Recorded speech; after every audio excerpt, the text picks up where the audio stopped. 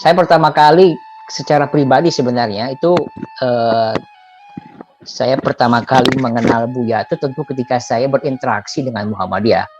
Saya ini masuk di Universitas Muhammadiyah Solo tahun 98, mondok di Pondok Hajah Nuriyah Sobron, tentu waktu itu aktif di Ikatan Mahasiswa Muhammadiyah, dan tentu sebagai kader Muhammadiyah yang sekolah juga di kampus Muhammadiyah harus mengenal dong pimpinan Muhammadiyah. Dan kita ingat tahun 98, 99 adalah masa transisi, baik secara politik pada level reformasi juga pada sisi organisasi Muhammadiyah.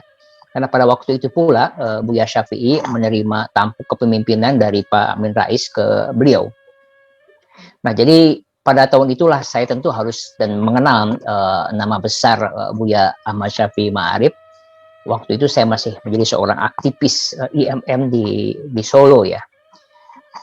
Selepas saya selesai kuliah di UMS itu, saya kan pernah bekerja di Pusat Studi Budaya di Universitas Muhammadiyah Surakarta, menjadi seorang administratif ya. Dan waktu itu kalau nggak salah sekitar tahun 2013 PSB itu mengadakan halakoh ya, Muhammadiyah dan multikulturalisme, dan waktu itu yang menjadi keynote speaker adalah Buya sebagai ketua umum PP Muhammadiyah. Nah, itulah pertemuan saya pertama, tetapi waktu itu boro-boro saya berani ya, punya keberanian untuk menyapa beliau, apalagi minta selfie waktu itu, belum zaman selfie ya. Saya hanya melihat Buya dari kejauhan saja sebagai panitia waktu itu, anak bawang.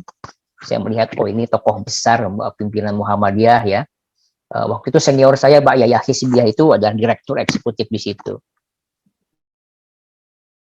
Saya pertama secara tidak langsung, karena saya tidak berani menyapa beliau, apalagi minta foto. Maklum panitia di situ. Dan saya tidak berpikir suatu waktu saya akan mengenal baik beliau secara pribadi. Nah, ketika saya pada tahun 2005 itu diajak oleh saudara Tony, Raja Juli Antoni yang baru pulang sekolah dari Inggris, itu untuk membenahi dan membesarkan Ma'arif setelah proses panjang diskusi dengan istri saya waktu itu, karena kami baru menikah beberapa bulan. Dan tentu konsekuensinya saya harus pulang pergi Solo, Jakarta, dan istri saya memutuskan untuk tinggal di Solo.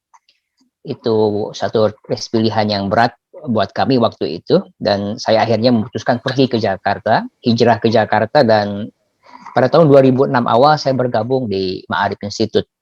Itulah saya pikir perjumpaan saya secara kelembagaan, secara sosial, mungkin juga secara individu dengan Buya Syafi'i Ma'arif sejak saya bergabung di Ma'arif Institute mulai tahun 2006 awal.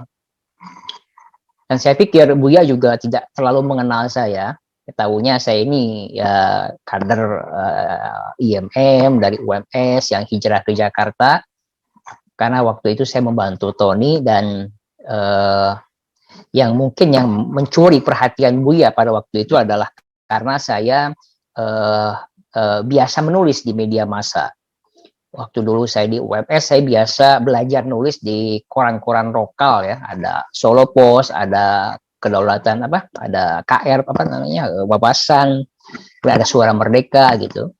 Ketika saya hijrah ke Jakarta dan aktif di Ma'arif, saya coba mengirim tulisan ke berbagai media nasional, dan waktu itu yang di tulisan saya pertama kali dimuat di Republika. Nah, nampaknya Buya membaca tulisan-tulisan saya di Republika itu, dan saya pikir secara intelektual itu mungkin Buya mulai menaruh perhatian dengan tulisan-tulisan saya. Dan dari situ saya pikir itu adalah blessing buat saya, karena ketika saudara Tony itu pergi sekolah S3 ke Australia, kemudian saudara Tony menominasikan saya sebagai penggantinya. Itu salah satu yang, dan saya pikir itu faktor terpenting kenapa saya menjadi direktur waktu itu adalah karena Buya berhasil meyakinkan pihak yayasan bahwa Fajar ini memang anak baru di Jakarta, tidak sehebat Tony jaringannya yang luas gitu, tapi Fajar ini punya potensi. Nah, karena Buya sudah mengatakan begitu, nampaknya pihak yayasan waktu itu sami'na wa ata'na. Padahal jujur juga waktu itu kan saya memang masih baru di Jakarta. Biasanya yang datang ke Jakarta ini kan dari apa Jogja, dari Malang, dari Surabaya begitu, dari Semarang. Nah, saya datang dari Solo waktu itu. Nah, ketika saya menjabat sebagai direktur eksekutif di Ma'arif, itu hubungan personal saya, termasuk juga hubungan intelektual saya dengan Buya, saya pikir semakin dekat ya. Dan itulah buat saya adalah blessing buat saya, karena saya bisa menyaksikan hal-hal yang sangat yang mungkin jarang dilihat oleh orang, dan juga saya bisa mengalami pengalaman-pengalaman yang langka. Apa? Karena waktu itu kan ketika tahun 2010 saya menjabat direktur eksekutif Ma'arif sampai tahun 2016, itu adalah masa ketika Buya menyelesaikan kepemimpinannya di Muhammadiyah. Selesai muktamar di Malang tahun 2010, Buya lebih banyak aktif di kegiatan-kegiatan publik, katakanlah menjadi tokoh bangsa. Itu ya juga yang membuat saya merasa dapat blessingnya di situ, dapat berkahnya.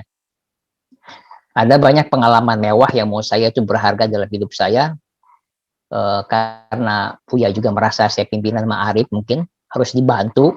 Jadi dalam banyak kesempatan saya suka diajak atau menawarkan diri untuk menemani beliau. Ketemu banyak tokoh lah waktu itu. Waktu itu banyak orang yang menduga bahwa karena Ma'arif Institute ini adalah lembaga yang menggunakan nama Buya, dan pasti Buya fully support lah terhadap Ma'arif, termasuk membangun jaringannya, networkingnya, finansialnya.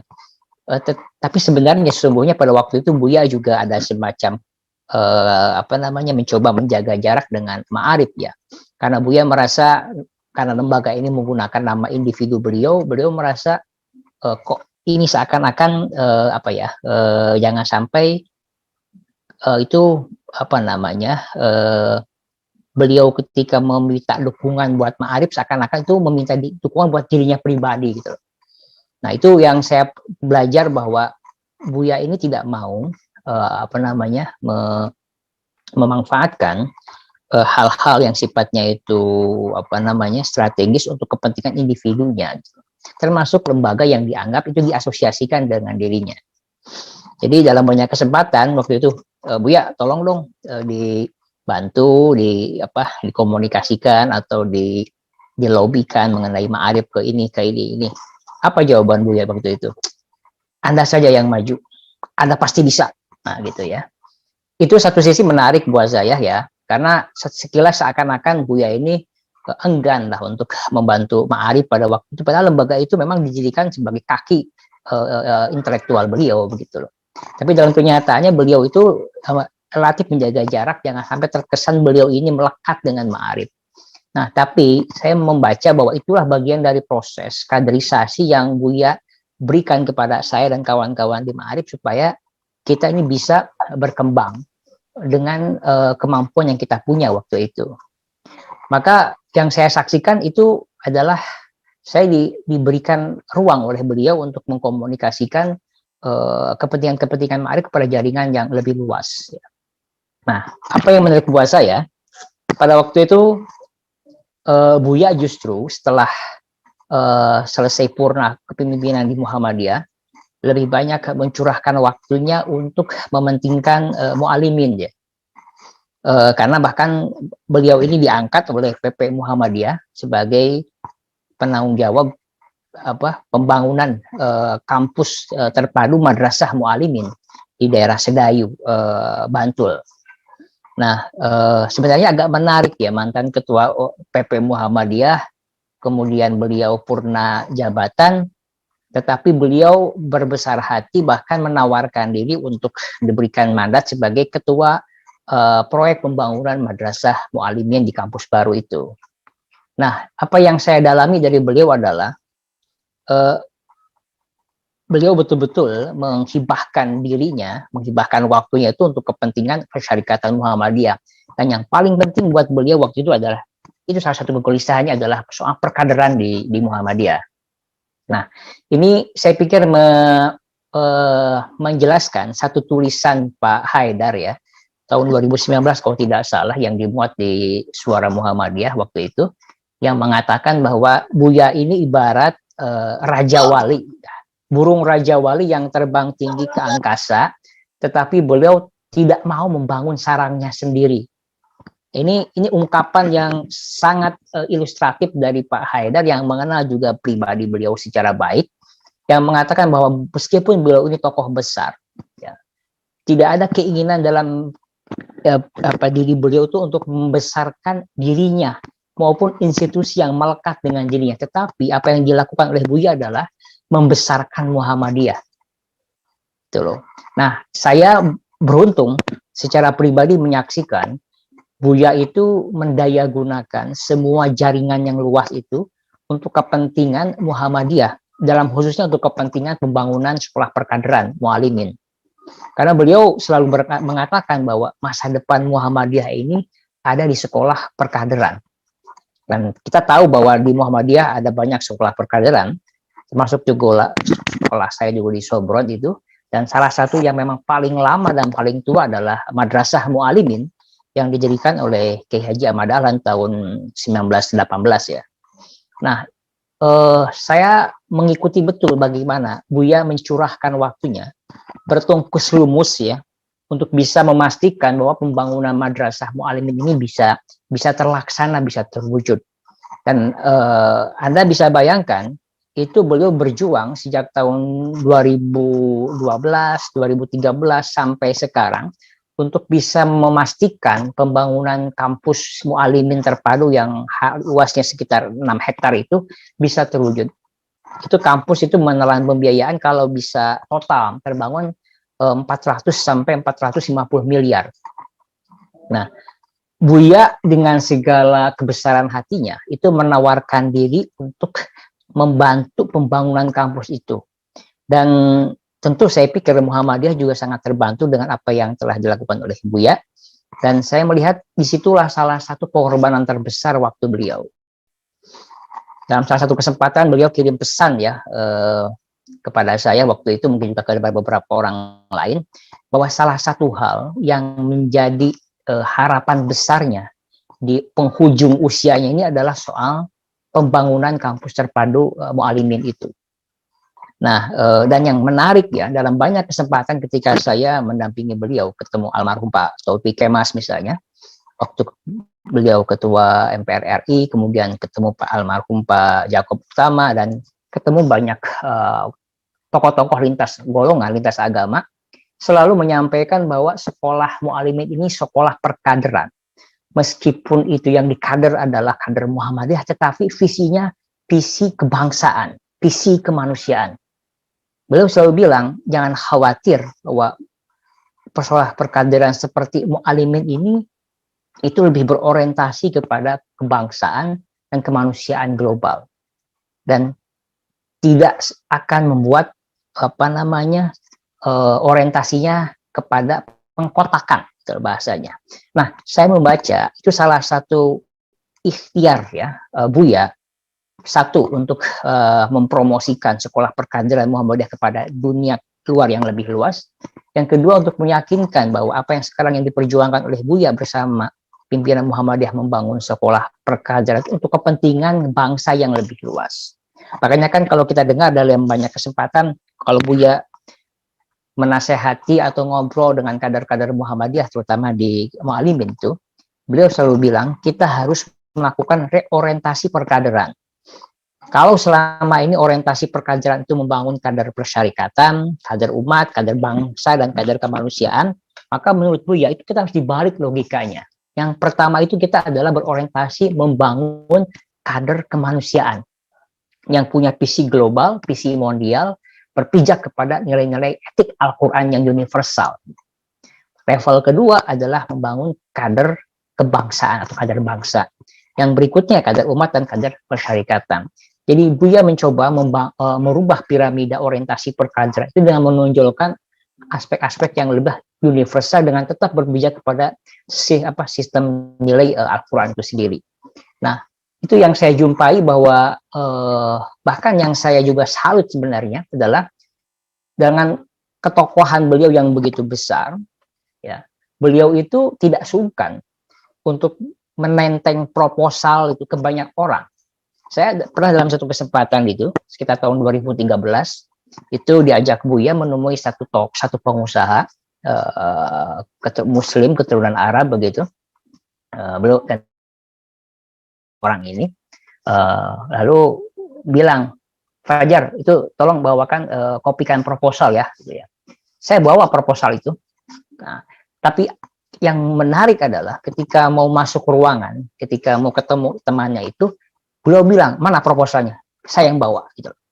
Jadi itu adalah buat saya satu ketulusan beliau untuk betul-betul memperjuangkan kepentingan perkaderan ini. Bahkan sampai menenteng proposal pun beliau lakukan itu. Nggak ada gengsi. Bahkan satu kejadian yang juga masih saya ingat itu ketika masih ya mungkin tahun 2013-an juga, beliau itu harus menyiapkan satu proposal, yang proposal itu harus segera dikirimkan kepada seseorang yang mau terbang dari Jogja ke Jakarta, dan orang itu nunggu di Bandara Adi Sucipto di ruang tunggu dan bilang nanti saya akan nyusul ke sana dengan membawa proposalnya. Jadi saya satu sisi nggak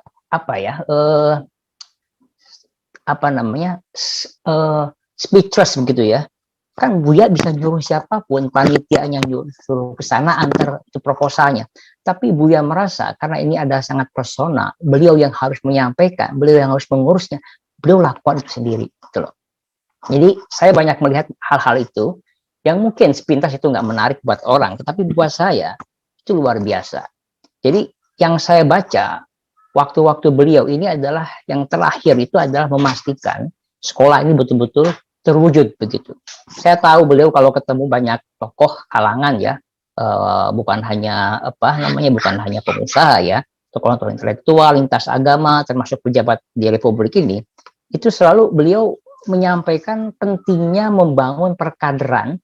Dan sekolah kader itu adalah salah satu yang dimiliki oleh Muhammadiyah gitu loh. Dan beliau selalu meyakinkan jangan dikira orientasi perkaderan ini primordial atau eksklusif, tidak. Ini untuk kepentingan bangsa yang lebih luas gitu. Itu yang beliau selalu yakinkan ke kemana-mana gitu. Nah, poin dan saya pikir ini buah perjuangan beliau alhamdulillah udah mulai terlihat ya. Kalau Anda lihat pembangunan kampus terpadu Mualimin di Sedayu itu di Bantul, itu kan sudah berdiri beberapa bangunan besar dan itu menjadi tonggak saya pikir buat komplek Mualimin terpadu itu. Nah, yang kedua yang saya lihat juga satu hal yang juga sekarang menjadi kegelisahan pribadi maupun intelektual Buya adalah tentang Sumatera Barat ya. Ini mungkin banyak teman-teman di sini juga kayak David dan yang lain-lain suka dikirimin Buya beberapa tulisan ya. Termasuk Buya juga menulis beberapa kali di Resonansi Republika kegelisahan beliau mengenai Sumatera Barat ya. Termasuk ada usulan untuk membuat provinsi apa tuh? Minangkabau apa itu? Apa David? Provinsi apa? DIM, Daerah Istimewa Minangkabau, DIM. Nah, itu beliau sangat gelisah sekali dengan itu. Sangat gelisah sekali. Karena buat beliau itu satu kemunduran. Ya, satu kemunduran. Tentu beliau sebagai orang orang Minang paham sejarah begitu, apa yang beliau sampaikan itu lahir dari refleksi sejarah yang panjang. Jadi kalau ada aspirasi dari sebagian orang-orang Minang, tokoh-tokoh Minang untuk bikin apa tadi, DIM ya, Daerah Istimewa Minangkabau, mengikuti Aceh misalnya, itu beliau mengatakan satu kemunduran yang luar biasa karena Minangkabau ini melahirkan otak-otak besar gitu ya. Ada Agus Salim, ada Tan Malaka lah, ada Hatta gitu. Nah ini sayang gitu. Kok sekarang itu ada semacam gejala involusi ya pada konteks intelektual di daerah Minangkabau. Nah, dan beliau juga sangat concern sekali dengan kampung halamannya. Beliau ini kan lahir di Sumpur Kudus, Sumatera Barat. Saya udah beberapa kali ke sana. Dulu beliau selalu bilang ini kampung udik ya, kampung udik yang belum merdeka kecuali merdeka setelah dapat PLN ya, dapat listrik di situ pada zamannya Bu Mega kalau nggak salah. Nah itu beliau memang meninggalkan kampung sudah hampir mungkin 50 tahun, 60 tahun ya.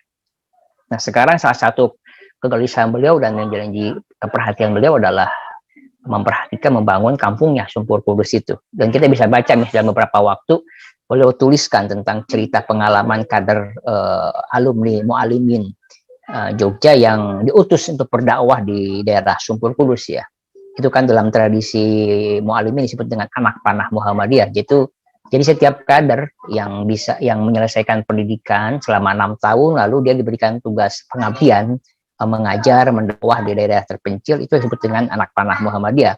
Nah, masuk Buya Syafi'i juga waktu beliau selesai di Mualimin itu kan beliau dikirim ke mana?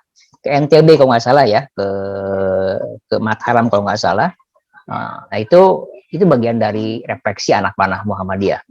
Nah, itu saya pikir beberapa hal yang saya lihat dari pribadi beliau, dan yang menarik adalah meskipun usianya terus merambat ya sampai ke 86 tahun, antusias beliau untuk membaca buku-buku baru itu luar biasa. Bahkan saya pribadi itu ya, sering dikirimi buku-buku baru yang oleh beliau, baca ini, coba cari ini gitu loh.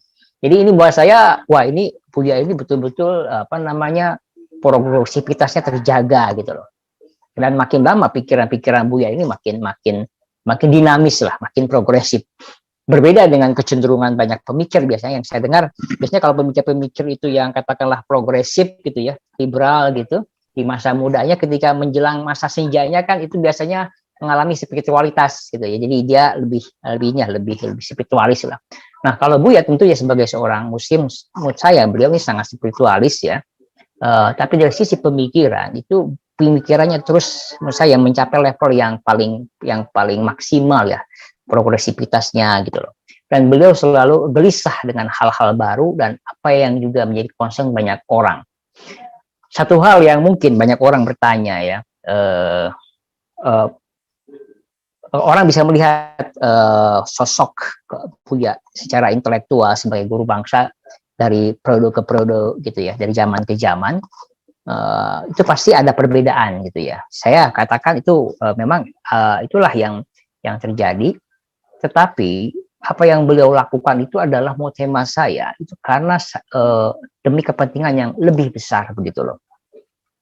Nah, saya sedang menulis itu, judulnya itu Jalan Sunyi Pencerahan Buya Syafi'i Ma'arif. Kenapa saya sebut Jalan Sunyi Pencerahan Buya?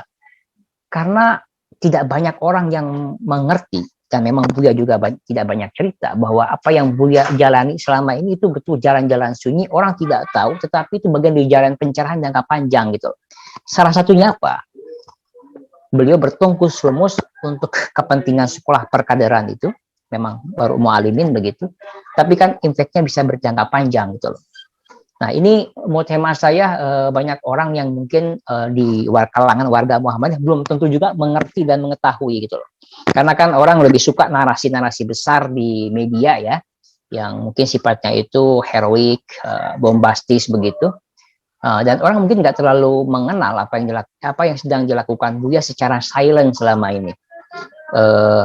Dan itu saya pikir kalau Anda tanya ke teman-teman di Mualimin di Jogja ya, dan PP yang mengurusi soal pembangunan itu, mereka akan paham betapa luar biasanya dedikasi Buya ini. Untuk selevel Buya dengan reputasi beliau dan usia beliau yang lanjut begitu kan nggak seharusnya dibebani dengan hal-hal yang lebih berat ya secara teknis ya. Tapi justru beliau menikmati itu karena merasa saya bahagia kalau semua ini terwujud gitu. Dan itu jarang saya temukan di tokoh-tokoh yang sudah levelnya besar ya. Biasanya kan kalau tokoh-tokoh yang sudah jadi tokoh bangsa ini kan tahu beres lah ya, nggak mau ke detail gitu. Dulu waktu masih belum ada COVID gitu kan, beliau sering pergi ke sana kemari ketika di Jakarta. Kalau dalam kesempatan makan, suka cerita bagaimana suka dukanya membangun Mualimin kampus terpadu itu. Termasuk yang paling berat adalah beliau cerita soal waktu pembebasan lahan gitu ya. Harus berhadapan dengan para pemain, para mafia tanah di situ gitu loh. Jadi ya hal-hal yang begitu beliau hadapi gitu loh. Beliau hadapi dan itu dijalani. Dan memang kalau kita tahu, kalau kita beli lahan yang lumayan besar, kemudian untuk kepentingan pendidikan ya selalu juga tidak mulus gitu loh. Dan itu biasa menguras energi lah. Dan itu saya tahu betul. Nah ini tema saya, Buya ini memang sedang melakukan jalan pencerahan yang panjang, investasi yang lebih panjang, tetapi memang jalan sunyi. Tidak banyak orang yang mau mengatakan. Jadi ini saya baca sebenarnya apa yang saya sampaikan, refleksi ini setelah saya membaca tulisannya Pak Haidar tahun 2019 itu, yang menyebut Buya itu ibarat ibarat burung Raja Wali yang terbang tinggi ke angkasa tetapi tak mau membangun sarangnya sendiri. Dan yang luar biasa daripada pribadi beliau menurut Pak Haidar adalah pengkhidmatan beliau yang luar biasa kepada Muhammadiyah dan perkaderan. Nah, ini mau tema saya, dan saya pikir Buya juga pasti mencontoh para tokoh-tokoh Muhammadiyah terdahulu mengenai hal ini, yang tentu itu buat saya, buat generasi muda seperti kita, saya, Dapi, dan kawan-kawan di AFM itu patutlah direnungi. Tentu zaman berbeda, tantangan berbeda, tapi paling tidak semangatnya itu ada, bahwa kepentingan yang lebih besar itu di Muhammadiyah adalah bagaimana memastikan soal perkaderan ini. Karena kan elan vital sebuah organisasi itu kan memang di perkaderan. Kalau itu memang kita tidak perhatikan secara sungguh-sungguh, ya kita akan kehabisan sumber daya kader di masa depan. Tentu jalur perkaderan kita kan ada dua. Kalau di sebuah organisasi kan ada jalur ortomnya, ya, ada jalur juga pendidikan formalnya. Nah, dan saya tahu juga tidak mudah juga untuk meyakinkan orang tuanya bisa menyekolahkan di sekolah-sekolah perkaderan, ya, karena pasti orientasinya berbeda-beda gitu. Tapi intinya saya banyak mengenal pribadi beliau itu memang hal-hal yang sangat detail, ya, dan beliau tidak sungkan, ya, untuk melakukan hal-hal yang sifatnya praktikal, ya, untuk kepentingan kadernya, kepentingan Muhammadiyah gitu loh. Dan kalau ada bau-bau Muhammadiyah, beliau itu sangat antusias sekali. Misalnya kalau ada perkembangan pembangunan rumah sakit Muhammadiyah, PKU yang bagus di mana, beliau itu sangat antusias mencari informasi dan menuliskannya di Resonansi, atau di Kompas biasanya. Nah, jadi apa yang saya baca, beliau ini mengapresiasi kerja-kerja kader di bawah. Kalau itu dianggap berhasil, luar biasa, beliau mencari kontaknya. Di IC-nya siapa, beliau langsung WA. Nah, ini kasus yang terakhir yang saya tahu ketika ada perkembangan rumah sakit di mana? Di daerah Babat, ya, Ali, ya? Itu rumah sakit mana? Itu di Lamongan kan ada rumah sakit Babat yang bagus itu. Itu beliau itu langsung me-WA pengurus PKU-nya. Dan pengurus PKU bingung. Niki Sinten gitu loh, ya, Buya bilang ini Ma'arif, terus dia bilang mungkin nggak yakin ini siapa, ini Niki Sinten, ini siapa, dia bilang mantan ketua Muhammadiyah. Lalu orang kaget, oh iya Buya, ya. Jadi dan Buya bertanya kepada orang itu, apa rahasianya kok di daerah itu, di daerah Babat kok bisa membangun rumah sakit yang begitu megah perencanaannya, dan mungkin akan jadi rumah sakit yang berkelas di daerah itu. Dia ceritalah. Nah, dan itu kan beliau tulis di Resonansi. Nah, buat saya hal-hal kecil yang sepele itu beliau angkat, ya. Beliau komunikasikan, beliau narasikan gitu loh. Sehingga mungkin orang luar yang tidak tahu, bahkan orang Muhammadiyah yang tidak tahu mengenai keberadaan lembaga itu juga akhirnya menjadi tahu. Nah, jadi menurut hemat saya itu salah satu hal-hal kecil dari Buya, bagaimana beliau sangat concern dengan Muhammadiyah yang lebih luas, sehingga dan beliau membantu cara mengkomunikasikannya ke banyak orang. Nah, mudah-mudahan kita ini juga banyak meneladani itu, tidak berat untuk membangun Muhammadiyah dengan menggunakan jaringan yang kita punya. Dan tentu ini untuk sampai pada makom itu nggak mudah, memang butuh latihan begitu. Kalau orang bilang ya Buya sih wajar kalau begitu, karena sudah cukup dengan dirinya sendiri kan begitu kan. Nah, kalau kita ini kan masih kurang ini kurang itu gitu. Nah, itu saya pikir justru itulah salah satu pentingnya kita meneladani, bercermin kepada tokoh-tokoh bangsa, tokoh-tokoh di Muhammadiyah yang memang banyaklah uswatun hasanahnya yang harus kita lihat begitu. Kurang lebih itu Neni dan David, ya, beberapa yang bisa saya sampaikan. Karena saya pikir saya ini kan melihat Buya ibaratnya puzzle, ya. Dari satu sisi, karena juga pasti banyak orang lain yang mengenal Buya, entah di Jogja, entah di Jakarta juga melihat dari sisi yang lain gitu loh. Jadi ini ibaratnya kita sedang mengumpulkan pasal-pasal yang sedang berserakan. Saya melihat Buya dari sisi yang lain, mungkin nanti juga yang kemarin dan yang akan datang juga dari sisi yang berbeda. Nah, ini pasti akan terbentuk satu profiling seorang Syafi'i Ma'arif di mata kita semua kaum generasi muda.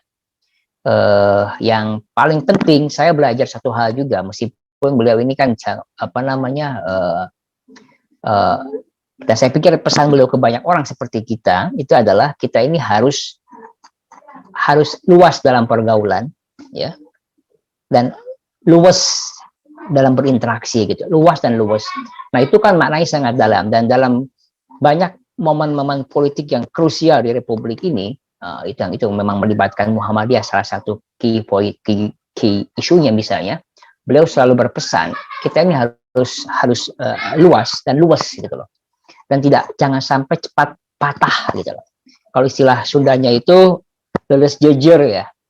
Lulus jujur itu apa? Kayak ini kan, jujur itu apa sih? Kayak orang mancing kan. Kalau kita lagi mancing ikan dan kita dapat ikannya, itu kan ada caranya. Kalau kita dapat ikan gede, jangan langsung ditarik, itu bisa putus. Tapi kan diulur ditarik. Nah, itu pesan Buya yang nempel di saya sebenarnya. Dan itu juga yang Buya selalu sampaikan kepada elit-elit Muhammadiyah secara pribadi, bahwa karena Muhammadiyah ini besar, ibaratnya seperti kapal Titanic ya, maka kita ini harus luwes gitu loh dalam mengkomunikasikan kepentingan umat ini gitu.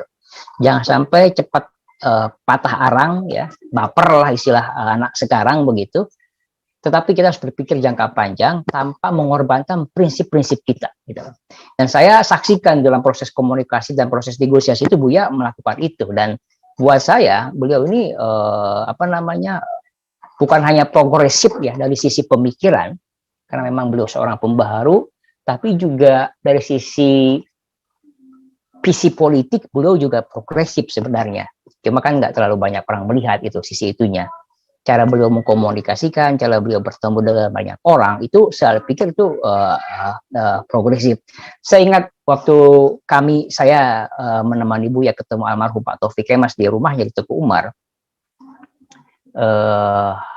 ngobrol ke sana kemari, terus Pak Taufik bilang begini, Buya, Bang Buya kan. Jadi Pak Taufik itu kalau menyebut Buya itu Bang Buya.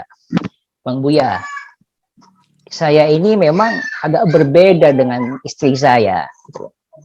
Waktu itu kan konteksnya kan PDIP masih oposisi kan, karena SBY presiden waktu itu, dan kita tahu Pak Tokokmas menjadi ketua MPR waktu itu. Bang Buya, saya bilang sama istri saya, kalau dalam konteks politik ini kita nggak bisa main patah gitu. Sekecil apapun peluang, sekecil apapun ada kekuasaan, kita harus ambil gitu. Nah itu saya ingat betul tuh pepatahnya bukan pepatah, apa namanya, ungkapannya Pak Taufik Kemas ke almarhum ke Buya waktu itu.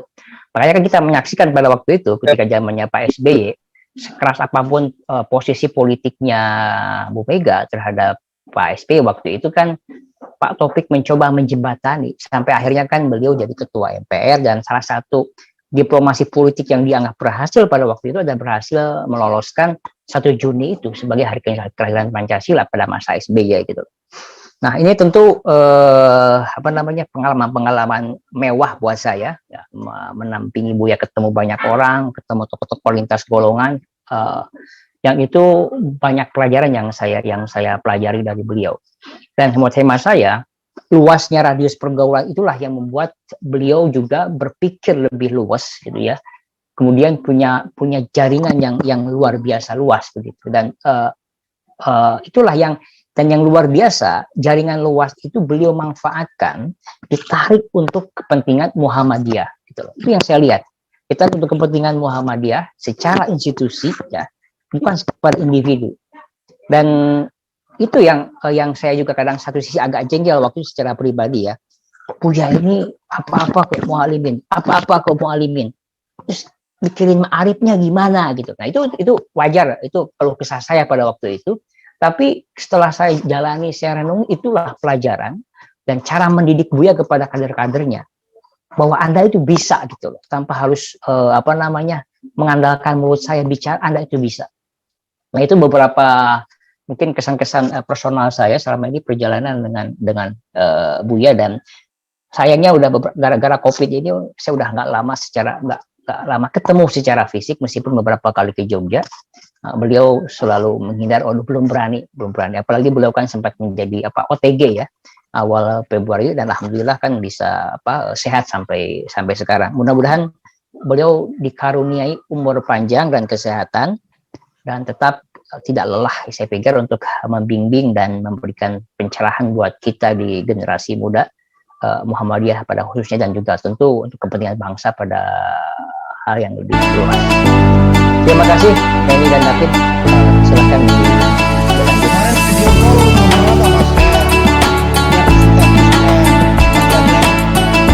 Dengan siapa?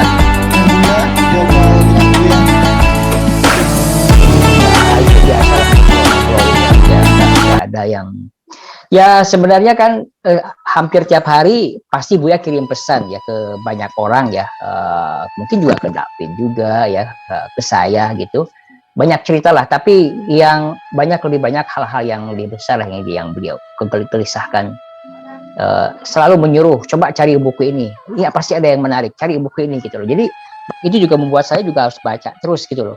Harusnya kebalik nih, kita kan yang muda harusnya lebih banyak agresif membaca ya. Itu sih, nggak ada yang istimewa lah, Pin. Ayo Teh. Siap, Mas David. Ada satu pantun nih buat Mas Rijal, Mas Fajar.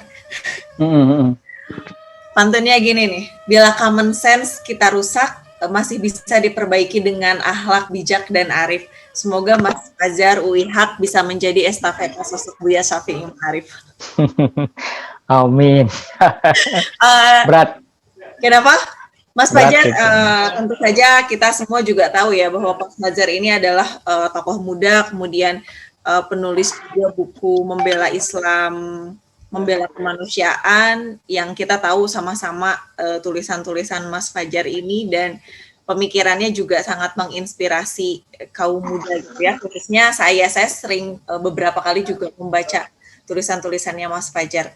Nah, terkait dengan hal itu saya kira ada nggak Mas Fajar dari selama ini yang Mas Fajar sangat mengenal bagaimana sosok Buya di mata Mas Fajar, bagaimana sistem humanisme Buya sendiri dalam humanisme Islam dalam pemikiran Buya? Ya, sebenarnya kan Buya ini udah sampai pada level, kalau humanismenya kan, kalau beliau selalu ngitip omongannya Mahatma Gandhi ya, humanity is one gitu loh. Jadi ya, kemanusiaan itu satu, kemanusiaan itu tunggal gitu, tidak ada batas lagi. Nah, sampai kan beliau tuh sampai pada level bahwa kita ini kan harus menghargai orang itu bukan karena dia berbeda firqah, berbeda golongan, berbeda organisasi atau berbeda agama, bahkan dengan orang yang tidak bertuhan sekalipun kita harus menghargai itu gitu. Kan itu level Buya udah pada sampai itu, dan itu mungkin bagi beberapa kalangan ya, misalnya di Muhammadiyah itu banyak yang nggak nyaman juga dengan ungkapan kayak gitu, tapi beliau itu mengatakan itu terus menerus, bahkan termasuk yang saya baca waktu beliau memberikan nasihat kepada siswa-siswa mu'alimin yang lulus ya, setelah 6 tahun mereka lulus di wisuda, salah satu pesan yang beliau tekankan kepada mereka adalah, Anda ini akan terjun kepada masyarakat, bertemu dengan masyarakat yang sangat heterogen, bukan saja berbeda etnis, berbeda agama, tapi juga orang yang tidak bertuhan. Maka sampaikanlah Islam dengan bahasa hati. Gitu. Jadi menurut saya itu kemanusiaan Buya yang levelnya udah level di atas ya. Yang tentu bagi orang kebanyakan, orang harus mengerutkan dahi kan. Nah, tapi satu hal yang beliau paling benci dan memang itu beliau perjuangkan adalah soal kemerdekaan memang Palestina ya. Orang sekarang lagi ramai ini kan diskusi tiap hari soal Palestina Israel kan. Buya ini jauh-jauh hari sudah berteriak mengenai kolonialisasi bangsa Israel terhadap Palestina.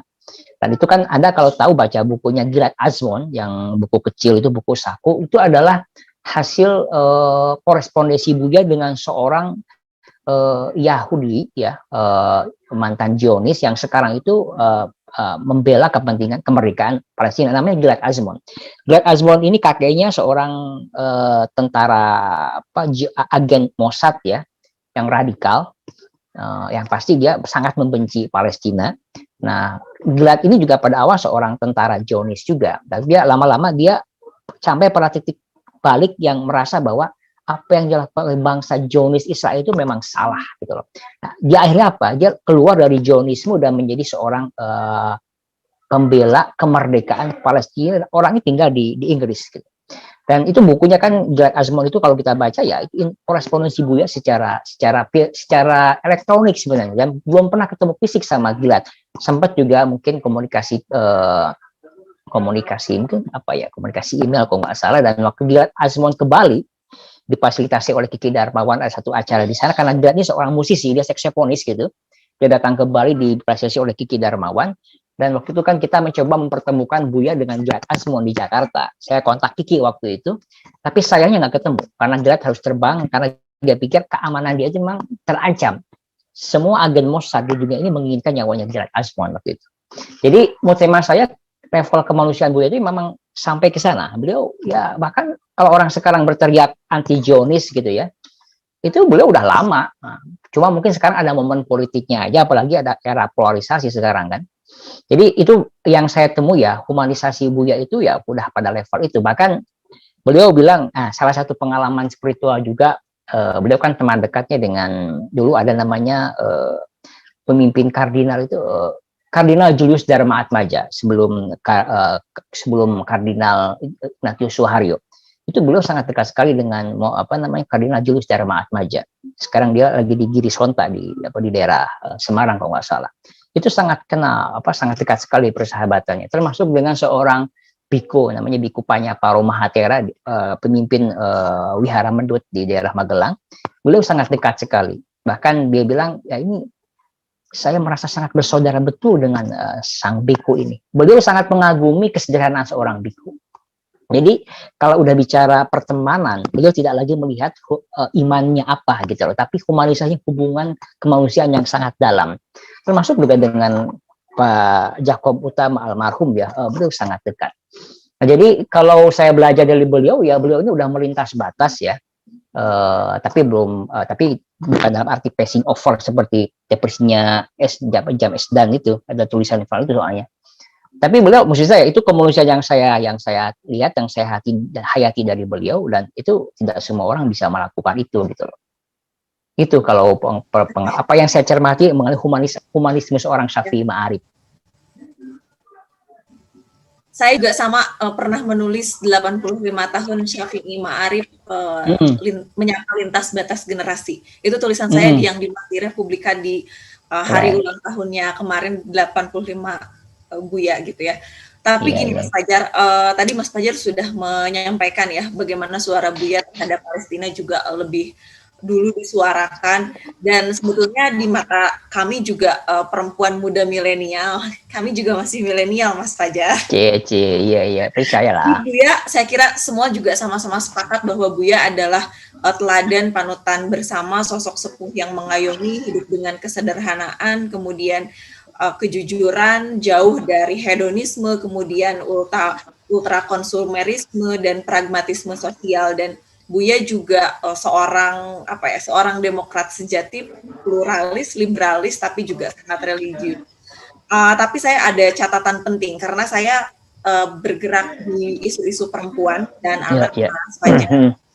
Saya kira Buya sebagai seorang budayawan, sejarawan, negarawan sudah tidak diragukan seperti yang disampaikan oleh Mas Fajar, karena kita tahu bahwa hal ini juga sering Buya lakukan gitu ya, untuk bagaimana mengutamakan kepentingan kelompok daripada kepentingan pribadinya, termasuk juga bagaimana menyuarakan toleransi gitu ya, keberagaman dan lain-lain.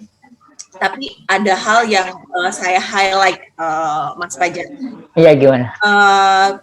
Memang ya Buya seorang pemikir Muslim progresif, yang pemikirannya tentu dipengaruhi oleh Fajrul Rahman ya, kita semua sama-sama tahu.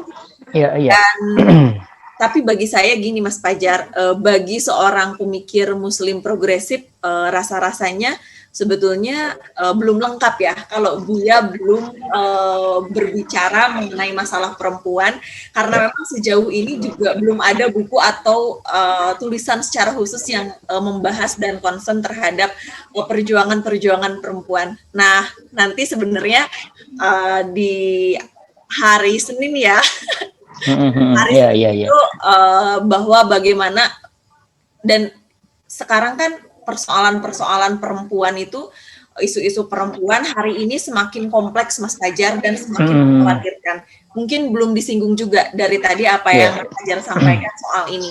Karena kita tahu bahwa bagaimana kasus kekerasan terhadap perempuan dan anak eskalasinya juga semakin meningkat ya. Dan tak pernah kunjung usai gitu. Saya beberapa kali melakukan advokasi dan investigasi Mas Fajar di lapangan terhadap kasus pelecehan terhadap perempuan dan anak, dan kita merasa bahwa rasa-rasanya tidak ada ruang yang aman dan nyaman untuk perempuan.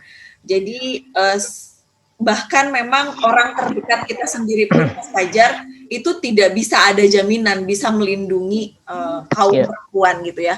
Nah, saya kira terkait dengan hal ini Mas Fajar, terkait dengan kasus kekerasan yang nampaknya sudah menjadi puncak gunung es, saya kira saya pribadi gitu ya perlu adanya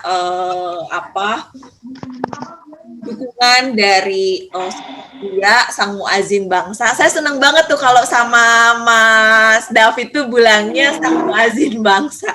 Ada campur tangan negarawan agar memang ada kebijakan khusus terkait dengan perlindungan perempuan dari pelecehan maupun kekerasan seksual itu sendiri. Menurut Mas Fajar, apa catatan Mas Fajar terkait dengan hal ini? Ya, itu menarik ya. Jadi saya masih ingat waktu peluncuran buku Buya itu yang Islam dalam Bingkai Keindonesiaan dan Kemanusiaan di PP Muhammadiyah itu. Dan salah satu pembedah yang diundang itu kan ada Kiai Haji Husen ya dari Cirebon kalau nggak salah, Fahmina Institute. Dan juga ada Neng Dara ya, Neng Dara Afifah. Waktu itu kan aktivis di Komnas Perempuan kalau nggak salah. Ya, kritik yang muncul waktu itu adalah buku itu yang menggambarkan pemikiran Buya dianggap kurang terlalu mendalam menyentuh isu-isu feminisme atau isu-isu perempuan ya. Memang di dalam buku itu Buya sempat mengutip pernyataannya Fatimah Mernisi ya, seorang tokoh feminis di dunia Arab yang dianggap Buya sangat radikal pada konteks positif begitu. Itu tapi bagi Hussein Muhammad dan waktu itu dianggap tidak cukup karena tidak menampilkan pemikiran feminisme secara utuh. Nah, disadari pada waktu itu oleh Buya bahwa memang itu elaborasinya tidak terlalu dalam. Maka sebagai perbaikannya pada edisi revisi buku itu beberapa tahun berikutnya Buya menambahkan mengenai isu feminisme di buku itu. Artinya apa? Satu sisi Buya menerima masukan, menerima kritik dan beliau perbaiki. Nah, banyak orang yang melihat memang salah satu kritiknya Buya ini kok jarang bicara isu perempuan. Memang padahal kalau dari secara pengalaman pribadi beliau ini kan sudah yatim ya, meninggal oleh ibunya sejak beliau kecil. Karena ketika ibunya melahirkan, kalau nggak salah namanya Fatia, kalau nggak salah, itu setelah beliau lahir ibunya meninggal. Gitu loh. Nah, tentu itu membekas dalam dalam alam pikiran beliau bahwa beliau ditinggalkan oleh ibunya yang paling dia cintai. Nah, harusnya itu menjadi semacam dorongan psikologis yang dalam bahwa kepentingan perempuan itu menjadi hal yang penting di dalam arus pemikiran beliau. Nah, salah satu cara nampaknya untuk menjawab berbagai kritikan itu, kalau nggak salah 2 tahun yang lalu, kalau nggak salah, Buya itu membuat satu tulisan berseri di Republika, di Resonansi, mengenai sosok Malala.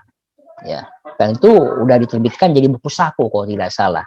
Nah, Buya di dalam tulisan itu tulisan berseri mengenai Malala itu memberikan apresiasi dan kesaksian intelektual bagaimana seorang perempuan yang remaja itu di Pakistan tuh kalau tidak salah itu membela hak-hak kaum perempuan untuk belajar ya, yang pada waktu itu si Malala mengalami teror yang luar biasa, bahkan sempat ditembak waktu itu kan. Nah, itu menurut saya cara Buya menjawab ya kritikan terhadap beberapa orang, kok Buya kurang menaruh perhatian terhadap isu perempuan, maka itu lahirlah buku itu. Dan memang mungkin tidak banyak orang yang memperhatikan buku itu, tapi itu saya pikir patut dicatat dalam bahwa Buya pernah menulis buku itu. Nah, nanti jadi intinya bisa Mas Fajar kirim ke saya dong ya. Oh iya, itu bisa. Itu penguasa penerbitnya Ombak ya. Kemarin saya minta PDF-nya supaya bisa di-share ke banyak orang. Nah, yang kedua, apakah Buya juga bisa dibantu untuk menyuarakan isu-isu perempuan? Saya pastikan pasti beliau bisa. Nah, dalam ini kan begini, dalam teori kebijakan ini kan ada yang namanya itu policy intervener ya. Kalau dalam bahasa kerennya, para pembisik ya. Jadi, kalau dalam proses pembuatan kebijakan publik, itu kan pasti ada yang sifatnya formal, yang mau menjadi think tank-nya, tinkernya, atau menjadi pembisiknya, dalam kalangan yang resmi, tapi juga ada yang namanya itu hidden, kepala polisi intervener sifatnya itu di belakang panggung. Nah, saya melihat dalam banyak kasus, dalam banyak isu, ya Buya ini memang salah satu bisa dianggap semacam policy intervener ya, yang memberikan masukan kepada pemegang kebijakan, ya, tidak hanya presiden ya, pada level menteri maupun pada level di bawahnya. Dengan cara apa? Beliau biasanya berkomunikasi langsung, ya kirim WA biasanya ya, atau telepon. Nah, itu cara beliau memberikan masukan, bahkan mungkin mempengaruhi satu kebijakan yang akhirnya itu bisa berubah. Nah, jadi kalau misalnya teman-teman kaum perempuan sedang memperjuangkan isu besar yang dianggap itu memang sangat serius dan perlu dukungan tokoh-tokoh moral bangsa seperti sosok beliau, ya itu beliau pasti sangat welcome untuk mengkomunikasikan itu kepada pemegang kebijakan, kepada tokoh-tokoh kunci. Itu biasa beliau lakukan. Saya masih ingat waktu itu tahun 2000 berapa? Setelah Pilpres itu berapa? Tahun 2019 ya. Kan ingat waktu itu kan waktu setelah Pilpres kan, dan ada rame-rame pembahasan RKUHP ya di DPR kalau tidak salah. Yeah. Nah, saya waktu itu kan berkesempatan mendampingi Buya bertemu presiden, dan salah satu poin yang beliau sampaikan ke presiden waktu itu adalah agar pembahasan RKUHP ditunda dulu, ya. Karena banyak isu-isu yang krusial tapi belum matang, termasuk isu soal kekerasan perempuan kalau nggak salah waktu itu ya. Nah, termasuk kekerasan seksual juga dibahas di situ. Nah, waktu itu kami ketemunya siang kalau nggak salah, dan besok siangnya kalau nggak salah, Presiden melakukan konferensi pers dengan Mensesnek mengatakan bahwa beliau meminta ada penundaan pembahasan RKUHP di DPR kalau nggak salah, begitu ya kejadiannya ya. Kayak bisa cek beritanya itu. Nah, itu satu proses bagaimana Buya sebagai policy entrepreneur yang tidak terlihat di ruang publik memberikan masukan langsung kepada pemegang kebijakan, dan alhamdulillah pada waktu itu kan didengar begitu. Itu artinya apa?